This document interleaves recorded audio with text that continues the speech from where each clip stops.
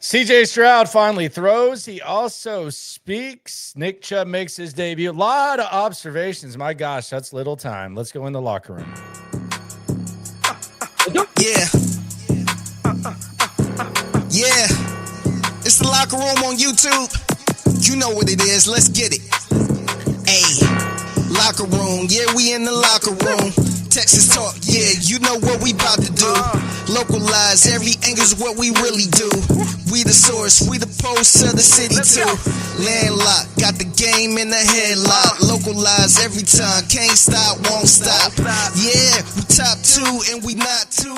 Today was an eventful day. It was a very, very fun day, and blessed to get to cover another practice tomorrow before the true downtime before training camp. CJ Stroud, we wondered if he would throw. He did throw. He also spoke. And when we found out he was going to speak, that was kind of the first hint that he would throw. It is the locker room, number one source for Texans digital content. I am Landry Locker, always on the scene. You can see me here nightly, 10:30. You can also see me, hear me on SNL with myself and Cody Stutes, who is also on the scene. So today was an interesting day. You went in. Didn't anticipate CJ Stroud was going to throw, but who knows? You never know. And as we walked up to camp, they were a little bit late. Neither here nor there. I enjoyed being out in the sun, quite honestly. I think it was like 95. Felt great. But they were a little bit late.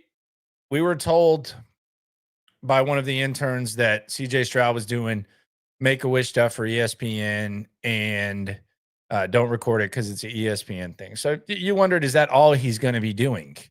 But then they let us in. We walked up. Some people got under the tent because it was so hot. I'm giving you play-by-play here. We sat there, and I did what I usually do when I go to practice. I just asked, hey, who's speaking today? And they said, they looked on their sheet. I think they kind of knew. They said CJ, Kalen Bullock, Mario Edwards, and obviously DeMeco. And I said, damn, CJ's speaking. So that must mean he's going to throw, right? Then a couple of minutes go by, and I'm sitting there with Cody Stutes and Jonathan Alexander of the Houston Chronicle, and I'm like, they said CJ. Do they mean CJ Gardner-Johnson, or they say it's CJ Stroud? Because if he's going to speak, he's going to throw. They're not going to have him not throw and then speak. So we said, hey, you mean CJ Stroud, right? They said, yeah. So as soon as you knew CJ Stroud was gonna speak, it was kind of one of the worst kept secrets of practice where you kind of knew he was going to throw. And then we sat there like the hyenas we are, media types, waiting to see that first throw by CJ Stroud. He walks out on the field. He runs over with the quarterbacks. This is the footage right here. You're just wondering, is he going to? First, we just saw a handoff. Then, here it is. The first throw from CJ Stroud. This is the most anticipated dump off in league history. Look at this. CJ Stroud. Right here. This is the money shot right here. Boom. Right there to Dare. And all was right in the world. And we could breathe a sigh of relief that the next 40 days will truly be a time to relax and a time to enjoy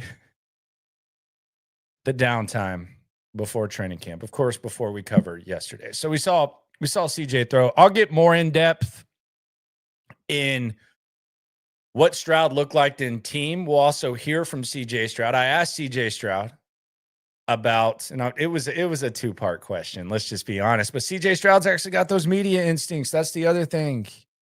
He anticipated the follow-up. He knew what was coming from your boy. He knew it.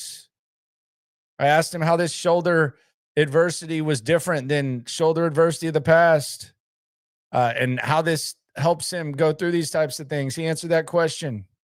And then before I could even get the follow-up out, he said, I did not have surgery. And I said, that's what I was about to ask. So no surgery for CJ Stroud. No hidden surgery, no mystery surgery, and some straight up darts. So that's what we got. Other news, as before CJ went and through, we had a little Nick Chubb sighting. This was little Nick Chubb action. You can see him right there. He's rocking the number 2-1 right there. Doing his thing. Really not a lot to take away from Nick Chubb today. But this was Nick Chubb just jogging around a little bit.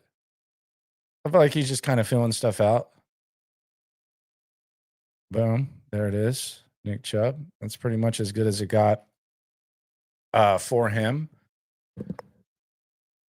We also had a few guys on the side, the guys who did not partake in practice today.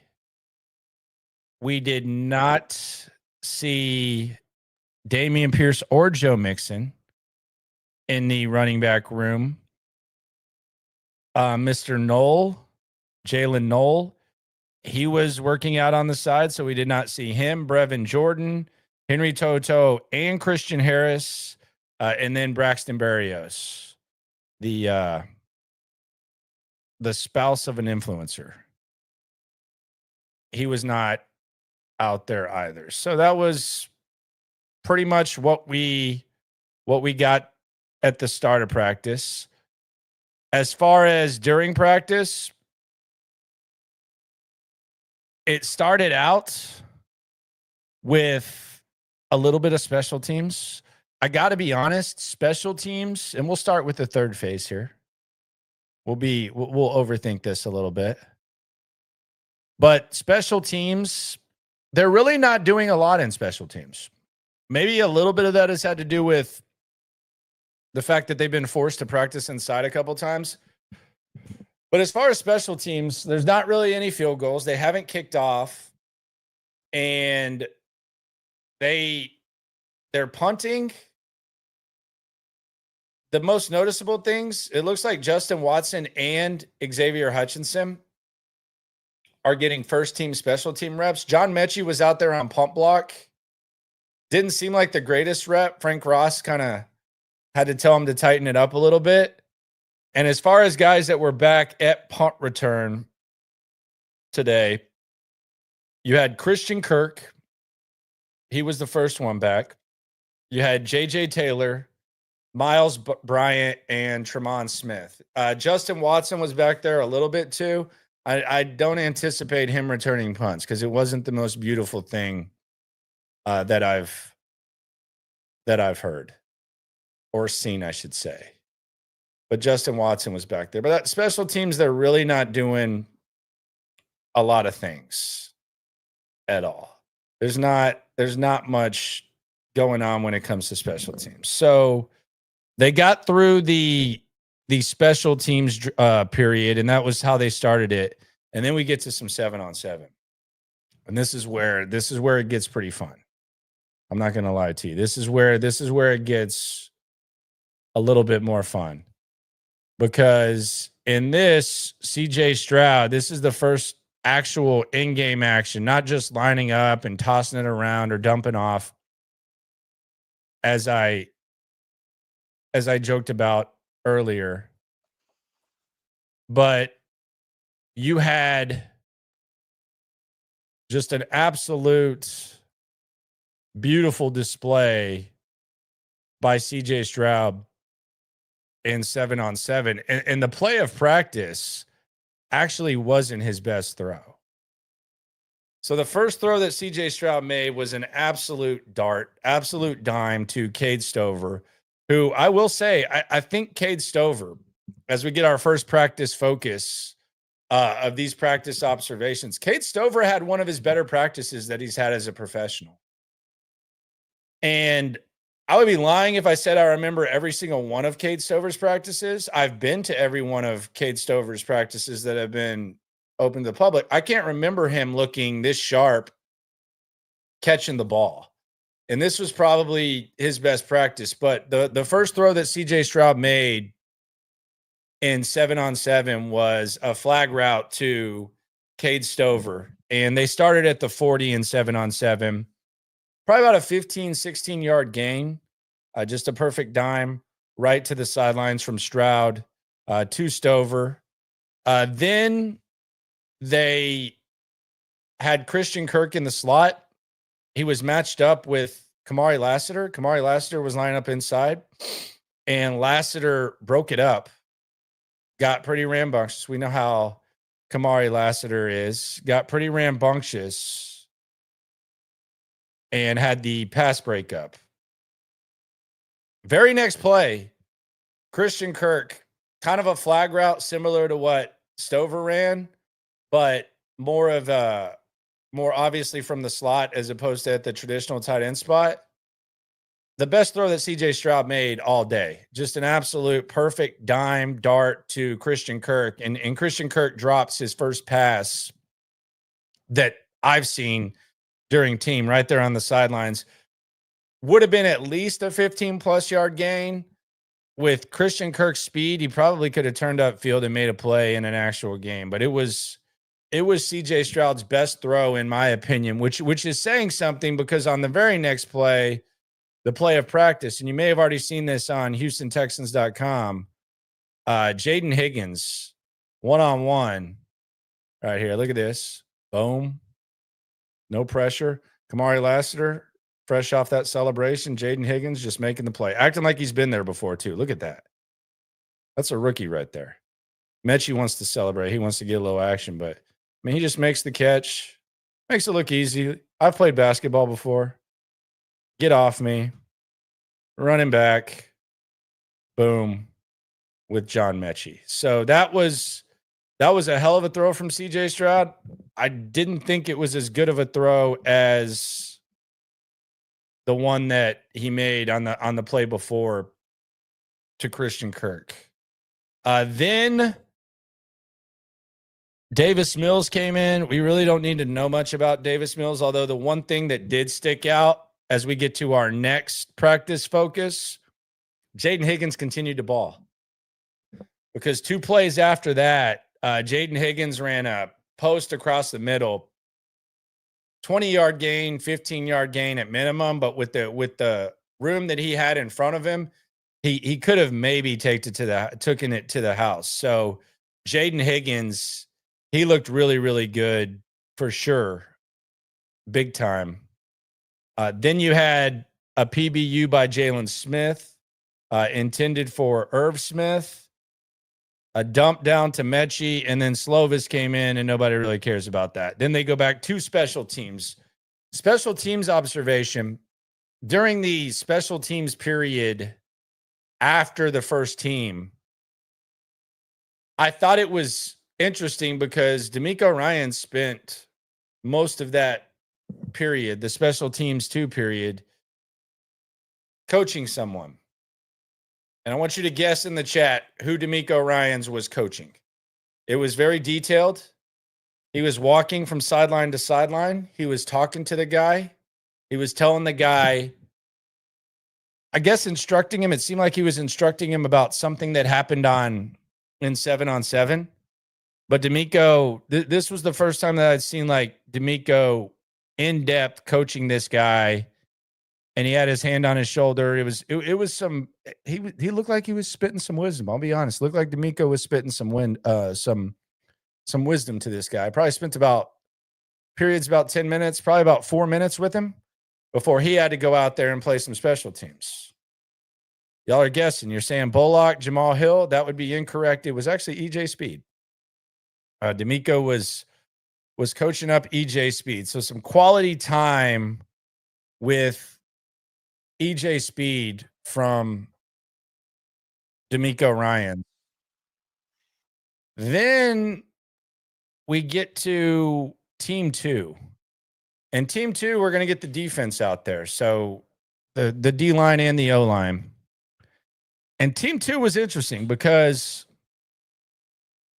I'm sitting there and I'm watching in front of me the team stuff going on. And then to my left, I just see a massive ass mofo walking like real, like Bill Goldberg type of stuff. I might be dating myself. Just basically like a wrestler going to the ring, like real intense, just appearing out of nowhere, walking with a purpose. And I go, damn, there's Trent Brown. That's a massive SOB right there, that Trent Brown fella. He goes out there, he walks past where the offense is lined up and then goes at an angle right behind him, right where the coaches are, right where DeMeco is and right where the rest of the coaches are. And he is watching Ariante Ursary like an absolute hawk. And Ariante Ursary kind of had a little bit of a rough time in team 2. Wasn't great. But Trent Brown was all over it. He was locked in. And after this ended, after Ursary's time was done, Trent Brown walked over with Ursary and he was talking to him intently for a few minutes. And then he went over and he was watching Blake Fisher. I thought it was an interesting observation seeing Trent Brown just kind of coaching. I mean, he's just 100% coaching, and he's doing so very willingly, and it's with a purpose. It's not just something that happens to be there. That's what he's there to do. I mean, there's some times where there's like some teaching moments, but this is like he is going to practice. Like normally when someone goes to practice, like CJ Stroud went to practice and he obviously wanted to throw. He hadn't thrown in a while. Nick Chubb probably wanted to go get some reps and figure out what the hell they're doing. Trent Brown didn't show up at this practice because it was mandatory and he had to. As a matter of fact, he was there when it's not. Trent Brown is coaching these guys. I don't know if he plays football again or what. Maybe he wants to be a coach, but he is doing it. And I asked DeMeco Ryans about it, and I followed up asking if, the fact that he is familiar with Cole Popovich and has played for Cole Popovich and Nick Caley, if that is kind of some added value with Trent Brown. Here's what DeMeco said when I asked him about that. It seems like Trent Brown is not on the field, but he's very active, engaged. Was that part of the appeal of bringing him in, even though maybe he had the injury last year? Yeah, adding Trent, the one thing for Trent is just about him getting healthy. So Trent is doing his work on the side, but you just see the type of guys that we like to bring in. Like, it's important to Trent as a vet to help out the young guys. So whatever he sees from a technique perspective, nobody's asking Trent to stand behind and talk to the young guys. It's just what he does on his own. He finished his work. It's important to him to pour into the young guys. That's what the league is all about, man. We stand on the shoulders of the guys who came before us and paved the way. Trent is just paying it forward, helping out the young guys. It shows the type of guy that Trent is. Is there extra value? He is familiar with the new OC and Popovich. Is there extra value?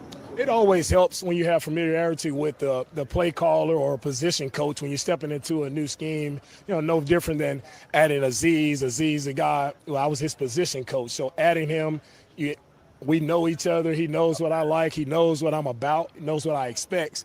And so he can easily deliver the message that I would say he can easily deliver to the locker room. No different on the offensive side, right? Adding Trent, who's been in this system, worked with Coach Cole, worked with Caley before, it really helps, I think, deliver that message to the guys in the locker room. So that message is it's echoing, right? And that's what you want. You want the message coming from the players, not so much from the coach all the time. And think about that. Think about what he just did. And I'm not trying to oversell this. I'm just saying that's a culture change on the offensive line. I'm not saying it's a beneficial culture change. I'm just saying that's a culture change. Like Laramie Tunsil's not doing that.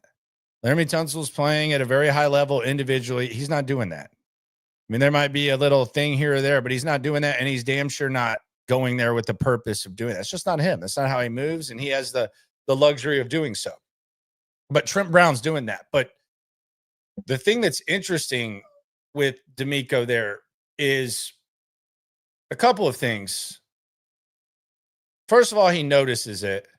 But second of all, I think if you asked DeMeco Ryans to list his favorite players and the most important guys for what he's trying to do, I think two guys that would immediately come to mind. One would be Jimmy Ward and one would be Azeez Al-Shaair. Obviously, Will Anderson, too, is one of his faves. But as far as being a mentor and stuff and the what DeMeco is about and everything, like Azeez is that guy. And he when talking about Trent Brown, the fact that he mentions Azeez in the same sentence, I think it's crazy. And I think it's cool to watch with Trent Brown. Do I think Trent Brown's going to make Ursery or Blake Fisher awesome? I can't guarantee that. But I think that mindset is probably beneficial to this offensive line. And it's damn sure a better mindset for 2 through 5 of your top offensive linemen. If your top guy's just handling his business, that's cool. You're getting paid. You're doing your thing. That's awesome. But not everyone is that talented. I think Trent Brown, wasn't as good of a football player as Laramie Tunsil, but he knows what these coaches want, and he seems very, very dedicated to reaching out to these young guys. So I think that it's interesting when DeMeco Ryans mentions that. On the super chat, Austin Jack. You ain't never hate. Swarm. Good evening, amigo. Good to see you. So we get to team 2.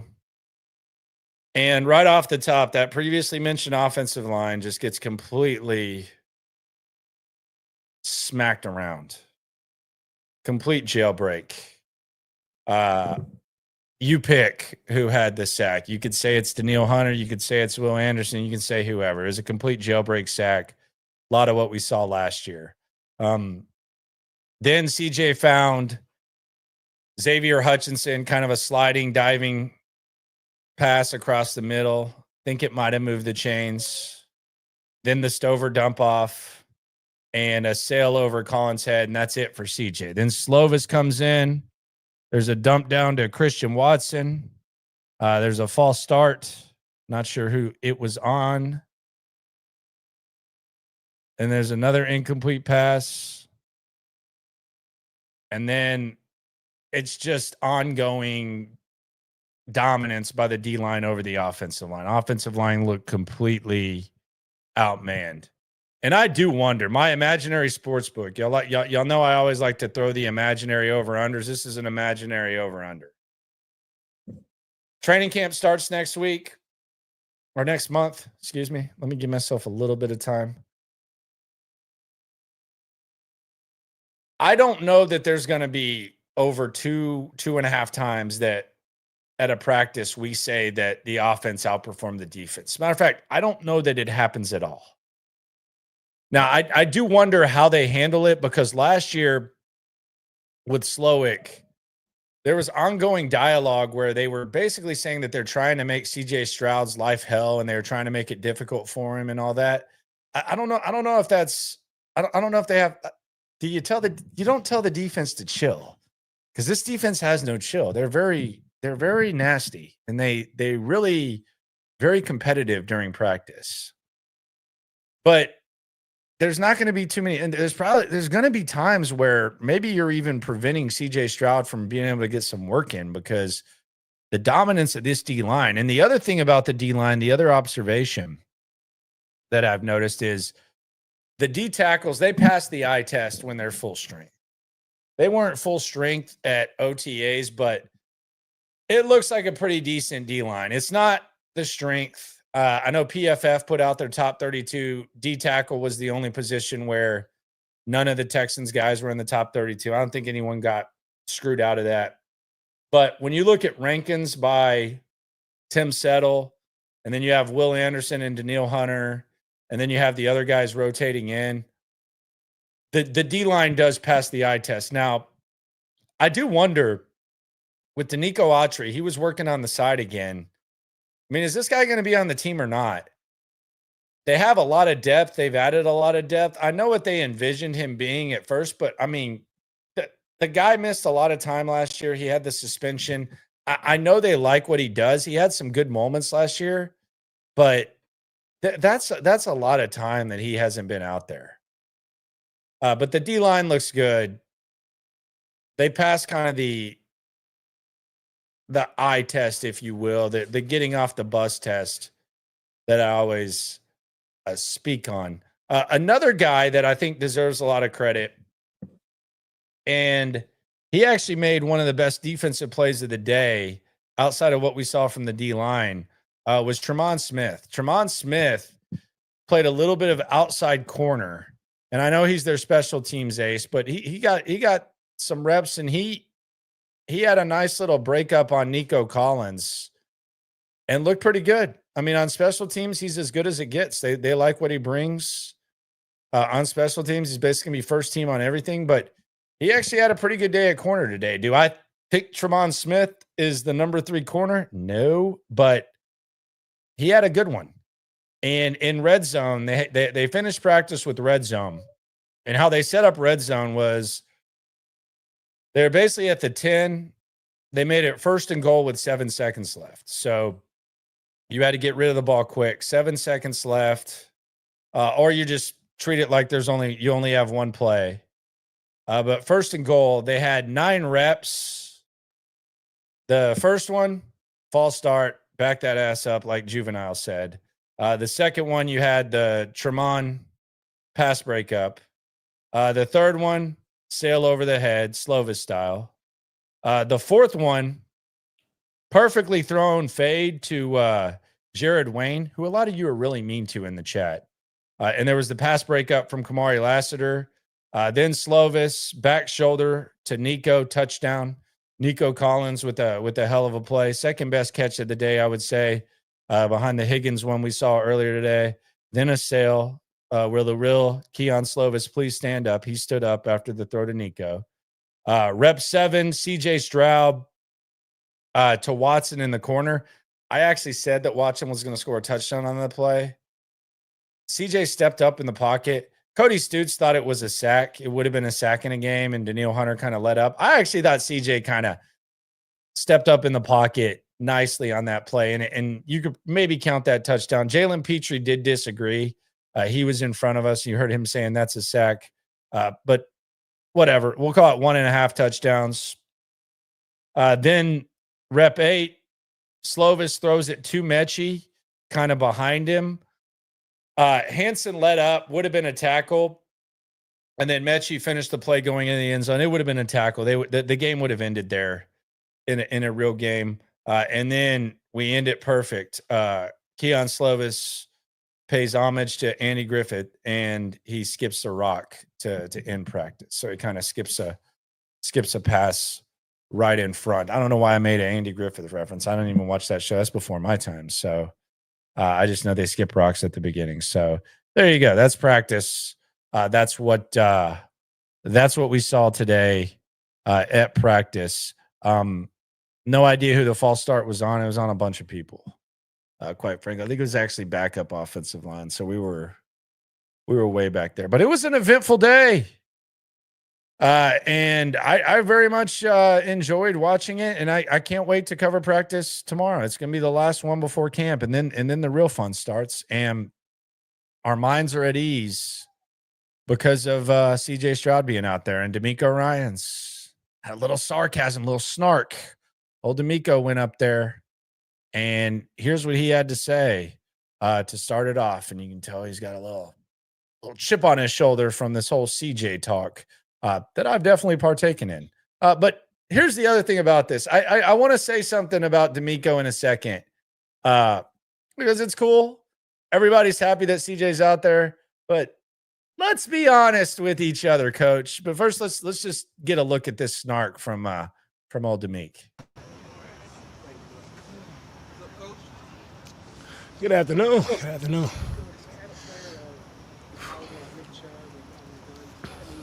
They start out with Nick Chubb questions. So yeah, we're excited to add Nick Chubb to our team.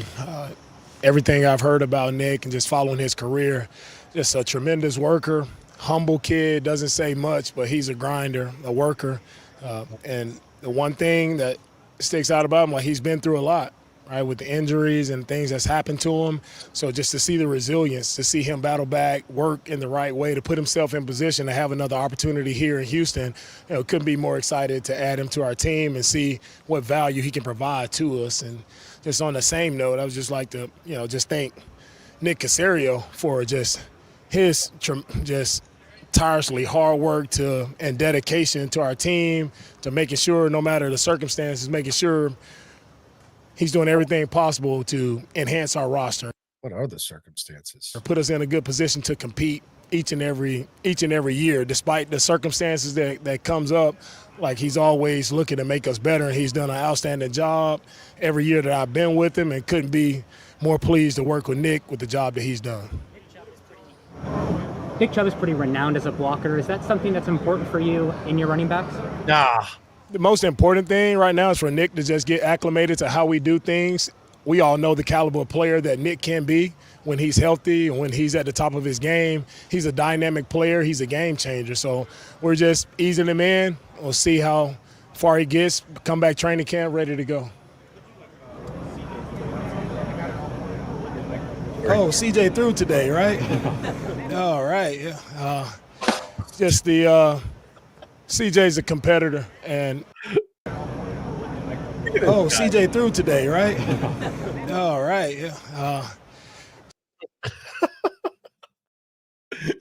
DeMeco's a trip. So, yeah, and I'm sure the noise, they didn't handle it very well. DeMeco actually kind of intensified the speculation. Like, CJ told me when I asked him that he did not have surgery. So he confirmed that. DeMeco wouldn't confirm or deny. So that kind of made it a little bit speculatory by media types like myself. But CJ will talk about it himself. We'll hear from him in a second. But yeah, DeMeco doing his thing. His defense looks great. He looks happy to have his quarterback out there.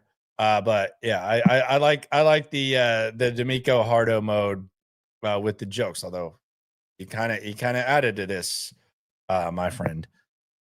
CJ Stroud came up to the podium. I actually asked CJ about the surgery a little later on, and how this was different. But first, let's just hear what CJ had to say. It's nice to hear his voice. Got to be honest. Thought we might have to wait till camp. We did not. Let's hear from the quarterback.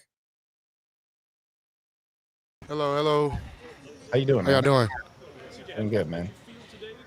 Being out there again, throwing the football, and then how good did it feel to be back out there? Yeah. With your teammates. DeMeco said he loved when you talk smack to the defense.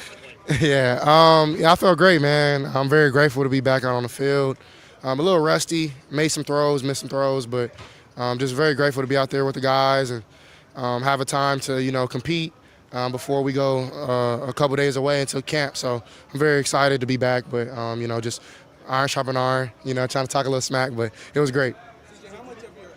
How much of the general soreness was due to your off-season workout program? A little bit, I took this offseason very serious. I'm just working hard.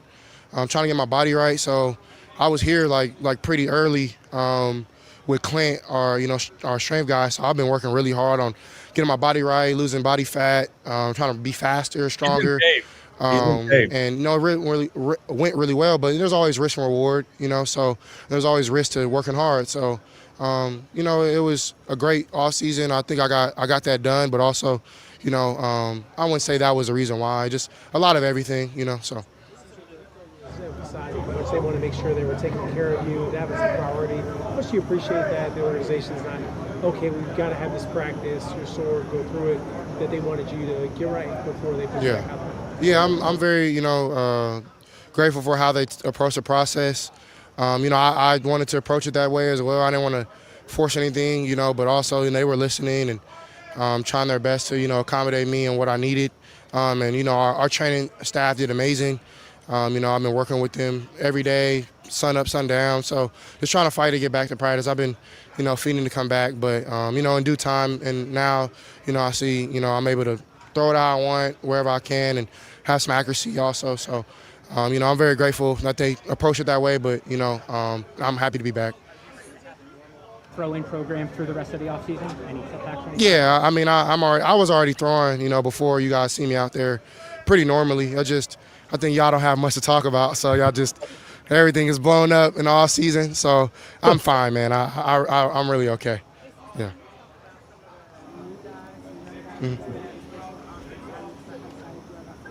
Yeah, as you see, Hig today looked great. Jay No came in really fired up. Some guys on defense, doing really well. So, all the young guys, are doing a great job, asking questions. I always try to be there for them, just because I was a rookie 2 years ago. I understand how hard it is, how much time, how much effort you have to put in. So, I try to be a leaning hand for them. And I thought they've done a great job, though. I think Luke has done a great job, Woody, and they're all doing really well. So, proud of them. CJ, what excites you the most about what Nick Chubb could bring, if healthy, to his backfield? Yeah, he's a great player. I met him today for the first time, and I told him, man, I've been respecting his game since he was in college, and I think he's a great back, and I think he'll do some great things for us, and I'm excited to have him as a teammate. So, I actually didn't recognize him when I walked in. He's very quiet, so it was I was like, damn, what's up, Nick? I kind of got nervous because he been a baller since I've been a kid. So, but I'm very excited to have him. Early in the year, and what do you hope that they do or add to your game? As in? You said you came in early to try to. Yeah, he's definitely been lifting. Oh, okay. He's definitely been lifting. Yeah. What do you hope it adds to your game? Every day, the goal was just to be bigger, faster, stronger, like every off season, but be more intentional about it. So have more fluidity in my hips, lose a couple pounds, run faster, and I got all those done. I think I PR'd on almost everything this off season, which has been really dope. So, shout out to Mike Clint. Clint's been with me every day, and he does a lot of. He had a track background, but is bought in and done a lot of things with us as quarterbacks. So I'm very, very grateful that we got these things done. But now it's ball time, and this off season will be very important on getting back with my throwing regimen and with my guys in LA. So I got those things done, and I'm grateful for it. Is that to throw the ball further, or do you want to be faster, to get out of the pocket faster, move around? Just how does that translate more into the run? Just everything, yeah. Pocket, mobility, running out the pocket, throwing the rock, everything kind of works hand in hand. So a little bit of everything. If CJ starts running consistently, and that was one of the biggest knocks at Ohio State, it's one of the biggest knocks here. It's not consistent enough. He doesn't always take what the defense gives him. The good news is he does it in like the big games, which is crazy. He did it at an elite level against Georgia, and he did it last year in the playoffs. But if he starts just doing that consistently, along with being able to protect himself and being a little bit bigger to where you're not as threatened by a hit, I think that really will take his game to the next level and open things up on offense. In a second, I'll get to the question about the surgery and the past shoulder stuff and all that. But let's hear some more from CJ.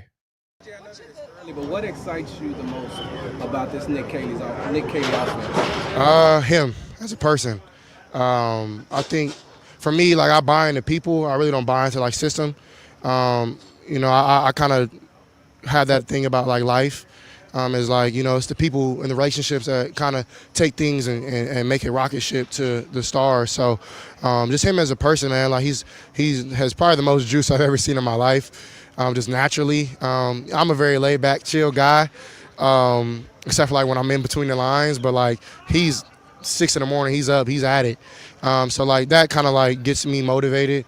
And just, how he buys into his players, and, he calls me a lot. I don't always answer because he always yelling and stuff, but, I appreciate it though. And it's, it's been great. He's implementing a lot of things he's done in the past, which is important as well. The system is important, and he's doing a great job. As you guys have seen, we've been able to, have a pretty good OTA off-season program from what you guys can see, and even things that y'all can't see, building that foundation so we can rocket ship once we snap that ball, against LA. So, I love Nick, and he's doing a great job.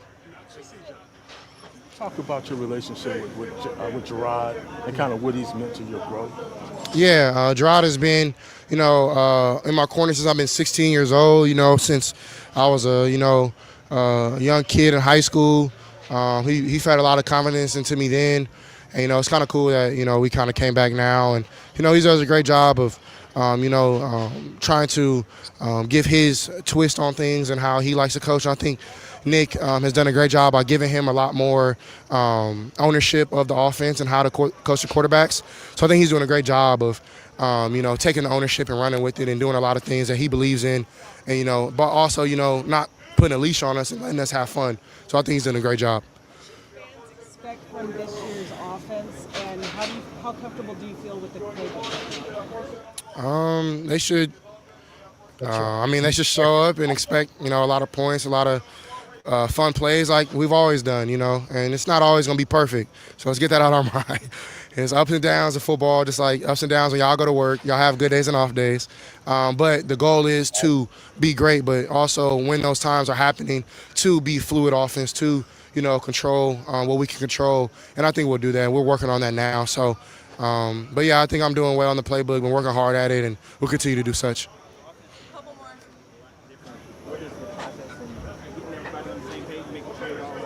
So after this, we'll get the I think it starts here in the weight room. Big Pimo, he's done a good job of staying on those guys, making sure that they're working hard, and the mindset of the guys that we brought in, they had a mindset that they wanted to dominate up there. So I just think that relationship between Big Pimo and them in the strength program, I've seen them, majority of them here all offseason, and they've done a great job of getting stronger.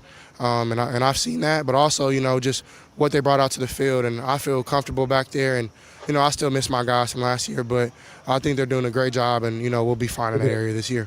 Dealing with shoulder injuries in the past, does that help you when stuff like this comes up? And how was this one in relation to some of the past issues you had with the shoulder? Yeah, it teaches you not to panic. It's part of the game, just like how pitchers. Look at my man anticipate the follow-up, too. He knows I'm going to ask about the surgery. You got to setting it up right there. He knows. CJ's got the media instincts, man. Don't let him fool you. They take relief weeks and nights off. The same thing for all throwing athletes. You just got to be precautionary, and those things are bound to happen. It's not about if, it's about when. And you're just doing the right things to come back. So I never thought too much of it. It's not that big of a deal. And I did not get surgery or anything like that. I was fine. So, yeah, I'm fine. I'm not. It's not as bad as people are making it seem. Right. There you go. That's CJ Stroud. There you go. No surgery. So good thing, I guess. Although he could have got some work done and fixed it, but there you go. CJ Stroud with the media instincts. CJ Stroud speaks, and a lot of people call him with that. So that's good to know. It would have been a damn shame if we'd have gone through that whole thing without figuring out whether or not he had surgery.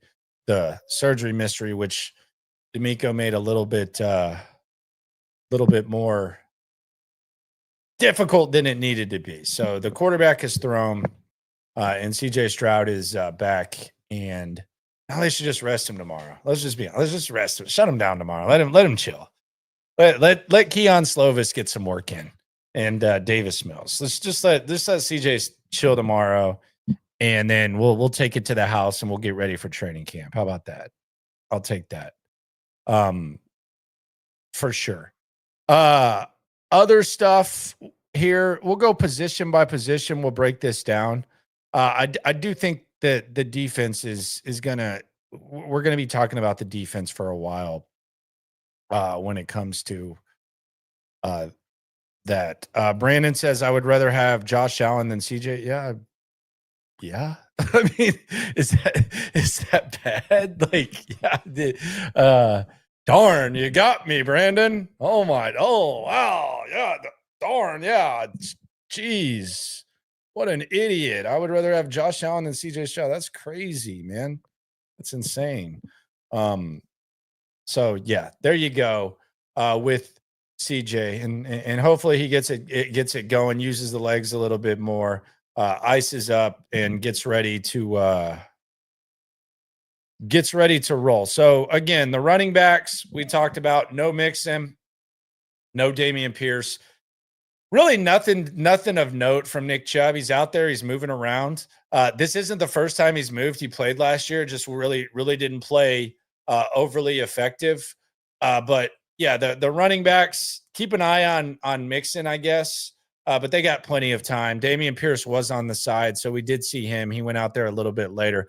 Wide receivers, no Knoll. It does feel like Xavier Hutchinson's kind of established himself as that clear sixth guy. We used to see kind of spurts or flashes from Mechie in practice. Those flashes are now Xavier Hutchinson's, and that would make sense because I think we would all think that he's the sixth guy, and you already have the wide receiver room is pretty much set with Kirk, with Knoll, with Higgins, with Nico, and with Watson. You would think Hutchinson would be sixth. And he sticks out a lot more than John Mechie. You don't really see a ton from John Mechie anymore. Ever so often, but not a ton. And quite frankly, if the slot is where John Mechie likes to work, then or where it's ideal for him to work, it's crowded as hell out there. Tight end wise, not a ton from Dalton Schultz. Irv Smith made a couple of plays. But Cade Stover was the best tight end today. It was one of his best practices as a pro. Cade Stover. I thought Cade Stover looked good. Did he look great? No, but every opportunity that he had, he made the play. And I think Cade Stover looks pretty damn good. He actually looks faster. I anticipated he was going to come in like he actually looks a lot faster, or maybe he's just more comfortable in his routes. He's not thinking as much, but Cade Stover had a hell of a practice. The safety position, we've mentioned this a couple of times here. I think it's the most intriguing position when it comes to depth. We're not seeing Jimmy Ward right now. We saw Gardner Johnson. They actually had MJ Stewart out there a couple of times instead of Gardner Johnson, probably because he knows what they're doing. But the depth at safety is crazy. Jalen Reed's out there as well. I think the cool thing about these veterans is whether it's Jalen Smith making a play and breaking up a pass or Jalen Reed going out there, there's almost like I don't want to call it overcompensating because I think it's authentic, but there's like a legit expression of support vocally for the young guys when they go out there from the guys in the secondary. And it's very noticeable. I'm sure it's all over the place, but where we're sitting, the secondary was in front of us. So like if Jalen Reed's going out there, they're going, let's go, Jalen. And if there's like a pass breakup, they get excited. They get excited for everyone. But it does seem like they kind of get a little bit more pumped for the young guys, which kind of speaks to the culture. There was nothing that stuck out about CJ Gardner Johnson. He didn't look bad. He's out there, he's doing his thing, but it wasn't like anything. It wasn't anything bad at all, and anything like that. So no. So the dogs of the day today, the dogs of the day at practice. I'm a dog, I'm a dog, I'm a dog, I'm a dog. I'll say Jaden Higgins, Cade Stover, Tremont Smith. That would be 3. You can pick any edge guy between Will Anderson and Daniil Hunter. I think that's going to be a constant. You almost have to disqualify them from this because they're always going to be eligible for it. And then CJ Stroud. CJ Stroud was out there. You got to give it up for the guy that there was so much concern about. So CJ Stroud is out there and he's doing his thing, and all is better whenever CJ Stroud is out there. And then I'll give Trent Brown one too for being so attentive and doing what he did and what DeMeco Ryans had to say about him. Also, after practice, Kalen Bullock, he met with the media. I'm intrigued to see what happens with this young man. DeMeco Ryans specifically shouted him out as someone who's made strides and someone that he kind of gave a list of things to improve at. So I asked Kalen Bullock what the specifics were, because he said he wanted to improve, but he didn't really say what he specifically wanted to improve on. And this is interesting. I asked him, he answered. DeMeco DeMeco talked about it a little bit. What did you focus on most that you wanted to get better at? Play recognition, knowing what to expect on down and distance, going out there so I could play faster instead of just really going out there and just playing on my athleticism, being a student of the game, and really taking advantage of all my opportunities. It's a lot of plays out there that I left on the field. I felt that if I would have made, I would have been in the conversations with the top safeties that everybody talk about. All right, so there you go. Play recognition. Was one of the things. So not necessarily strength. He's not much bigger. I don't think Kalen Bullock possesses the body frame that's just going to put on a ton of weight. There's a lot of football players. Like Ed Reed never got like massively jacked. He did put on weight when he got in the league, but I'm not saying he's Ed Reed. I'm just saying he's kind of got the lanky makeup. Kalen Bullock does. But play recognition is interesting. I mean, the safeties are crazy. I think PFF kind of has a flawed system when it comes to DBs, especially on the inside. They had Tavier Thomas like ranked as the best slot corner in the league a few years ago. And anyone who watched the Texans knew that was bullshit. They have 3 Texan safeties in the top 21 heading into this upcoming season. They had Gardner Johnson, Jimmy Ward. PFF loves Jimmy Ward. And then they had Jalen Petrie. So no Bullock on the list. I could easily see him emerging onto that list. But the safety position it's insane when we think about what we were saying about the safety position last year and what we're saying about it now. They've done a hell of a job. And you heard DeMeco praise Caserio for the Chubb signing and everything. But the job that he and Caserio have gotten together and done at improving safety depth, insane. Your top 2 corners you feel good about. And then I think your linebackers there's going to be a pleasant surprise at linebacker this year too, because Christian Harris is now, I don't want to say it's just icing, but you're not dependent on Christian Harris. Christian Harris is just kind of one of those guys that if he's on the field, DeMeco says he will be on the field at training camp. You figure out what you can do with him, how to fit him in with the guys that you already like. And Toa was on the side working today. It looks fine. The linebackers are there too. I mean, this is going to be a really, really good defense. Last year, the defense they were 5th in yards allowed, 315, and they were 14th in points. And just to put in perspective, you might see 14th and say, damn, that's not awesome. That's kind of middle of the pack. The difference between 5th and 14th is 2 points. So Green Bay was 5th in the league, and they allowed 19.9 points. The Texans averaged 21.9, and that can come down. Like this defense, we anticipate it being better. Also, the offense was non-existent at times last year. So if the offense gets better and you find a way to control things a little bit more and maybe be able to play with your hair on fire where you're putting them in obvious downs and getting more leads, keeping them off the field a little bit more, that's a 2-point difference. And I think the arrow is pointing up on the defense. So it's really, really exciting. Still some uncertainty at the offense, but some good signs. Running back depth.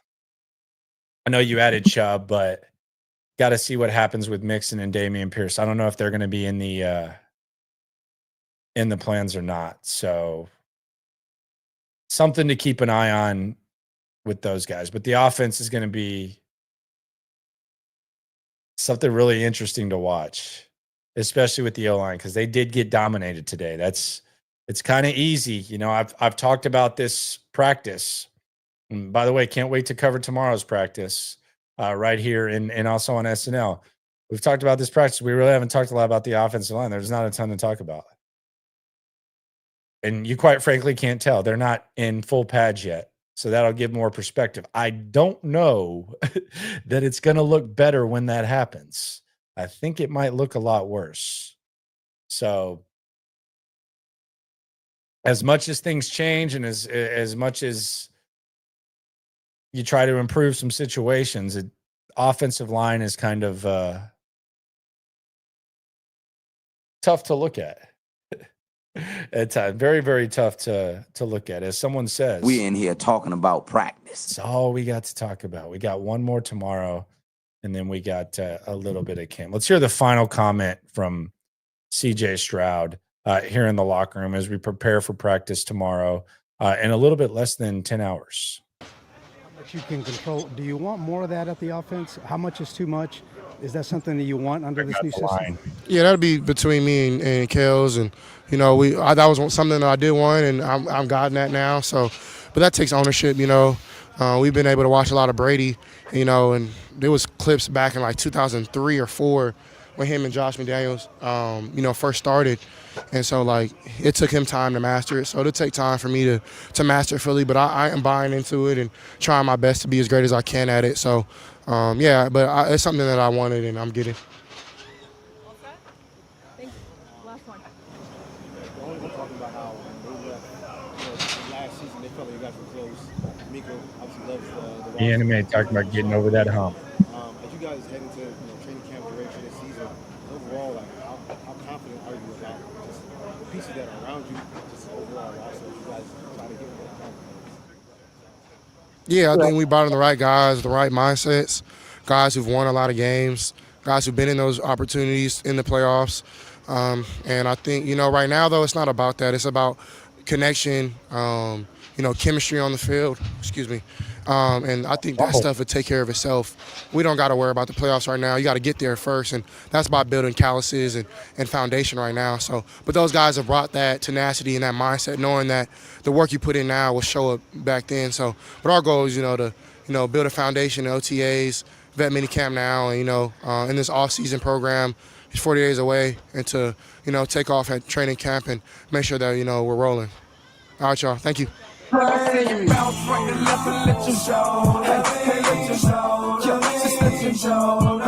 had that shoulder leaning. Other thing to keep an eye on, and Stutes brought this up. I thought it was a very astute observation by Cody Stutes. Just Scruggs is borderline third string right now.